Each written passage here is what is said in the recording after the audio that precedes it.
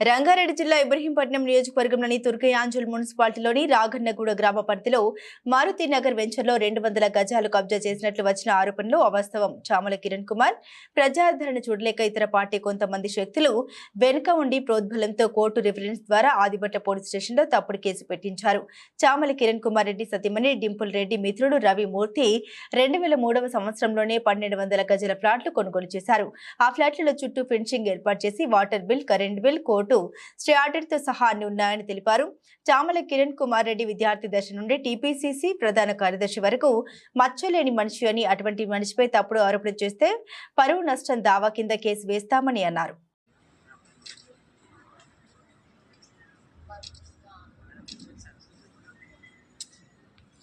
మా కాంగ్రెస్ పార్టీ అభ్యర్థి Bhuvanagiri parliament Congress party పోటీ చేస్తున్నటువంటి చామల కిరణ్ కుమార్ రెడ్డి గారి మీద ఒక ఆరోపణ రావడం జరిగింది.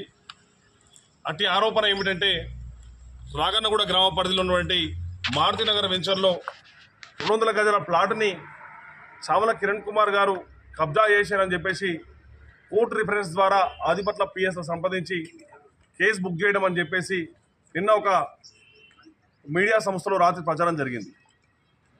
దాన్ని మేము కాంగ్రెస్ పార్టీ కార్యకర్తగా ఖండించాల్సిన బాధ్యత మా అందరి మీద ఉంది. చామల కిరణ్ కుమార్ అనే వ్యక్తి ఎవరికి హాని తలపడినటువంటి వ్యక్తి. ఈరోజు భువనగిరి పార్లమెంట్ నియోజకవర్గంలో కాంగ్రెస్ పార్టీ కానీ 3 సంవత్సరంలో చామల కిరణ్ కుమార్ గారు, వాళ్ళ సతీమణి చామల డింపుల్ రెడ్డి గారు, వాళ్ళ మిత్రుడు రవిమూర్తి గారు కలిసి 1200 గజాలు ఒక వెంచర్ చేయగా కొంతమంది వ్యక్తులు మొదటి డాక్యుమెంట్ తీసుకోవడం జరిగింది చామల కిరణ్ కుమార్ గారు. తర్వాత జరిగినటువంటి పరిణామాల ద్వారా అటువంటి వెంచర్ని 2 సార్లు 3 సార్లు అడిట్ జరిపి 2-3 డాక్యుమెంట్లు తయారు కాగా, 2వ డాక్యుమెంట్ కానీ 3వ డాక్యుమెంట్ కానీ చాలామంది డాక్యుమెంట్లు ఉన్నాయి. అందులో ఒక వ్యక్తి తెలియదు ఎవరో రాధిక ఆర్డర్ కబ్జా చేసిండని చెప్పేసి ఆరోపణ చేస్తూ కంప్లైంట్ చేయడం జరిగింది. ఇక్కడ సిఐ గారు ఇది సివిల్ మ్యాటర్ కాబట్టి కోర్టు ద్వారా తీసుకోవాలని చెప్పేసి పోతే కోర్టు రిఫరెన్స్ ద్వారా ఈ కేసు బుక్ చేయమని చెప్పేసి స్థానిక సిఐ ద్వారా కోర్టు రిఫరెన్స్ ద్వారా కేసు బుక్ చేయమని అడిగితే స్థానిక కోర్టు ద్వారా పంపడం జరిగింది సిఐ గారికి. అసలు మొదటి డాక్యుమెంట్ ఉన్నదే చామల కిరణ్ కుమార్ గారు. చామల కిరణ్ కుమార్ గారికి సర్వే నెంబర్ 501లో 14, 15, 16, 37, 35, 40 ప్లాట్ నెంబర్లు. కానీ రాధిక అనే ఆమె ప్లాట్ నెంబర్ 65 వేసి పెట్టడం జరిగింది. దీనికి దానికి సంబంధం లేదు. చామల కిరణ్ కుమార్ గారిది మొదటి డాక్యుమెంటు కోర్టు లీగల్గా చూసినా, ఏ లీగల్ ఒపీనియన్ ద్వారా చూసినా, ఏ వ్యక్తి ఆ వెంచర్ చేసినా, ఎవరు మొదట ప్లాట్ కొంటే వాళ్ళకే ఆ ప్లాటు పొందడం జరుగుతుంది. గతంలో కూడా 4 సంవత్సరాల క్రితం అప్పటి టీఆర్ఎస్ గవర్నమెంట్ కల్వకుంట్ల చంద్రశేఖరరావు గారు ముఖ్యమంత్రిగా ఉన్నప్పుడు నరేందర్ గారు సిఐగా ఉండే అప్పుడు కూడా చామల కిరణ్ కుమార్ మీద కొంతమంది వ్యక్తులు ఈ ప్లాట్లు మాయివి అని చెప్పేసి ఆరోపణ కూడా మరి అప్పుడు సర్పంచ్ ఏదైతే 2003లో చామల కిరణ్ కుమార్ గారు ఉన్నప్పుడు అప్పుడు సర్పంచ్ కందాడి లక్ష్మారెడ్డి కూడా డాక్యుమెంట్లో సాక్ష్యం ఉన్నాడు. కందాడి లక్ష్మారెడ్డి ప్రజలు టీఆర్ఎస్ పార్టీ వ్యక్తి, స్థానిక మాజీ ఎమ్మెల్యే మంచిరెడ్డి కిషన్ రెడ్డి గారు కూడా అత్యంత సన్నిహితుడు. ఆయన ఉన్నప్పుడే ఇది ప్లాట్ కొనుక్కోవడం జరిగింది. ఆయన పొజిషన్ చూపిస్తేనే ప్లాట్లు ఈరోజు మాకు చామల కిరణ్ కుమార్ రావడం జరిగింది. మేము ఒకటి విజ్ఞప్తి చేస్తూ ఉన్నాం. దీని వెనకాల చాలామంది కొంతమంది కుట్రవన్నీ చామల కిరణ్ కుమార్ మీద అనేక అభియోగాలు మోపుతూ ఏదో బట్టగాల్చి చేసే ప్రయత్నం చేస్తారు. ఇది మంచి పద్ధతి కాదు. చామల కిరణ్ కుమార్ అనే వ్యక్తి ఒక వైట్ పేపర్ లాంటి వ్యక్తి.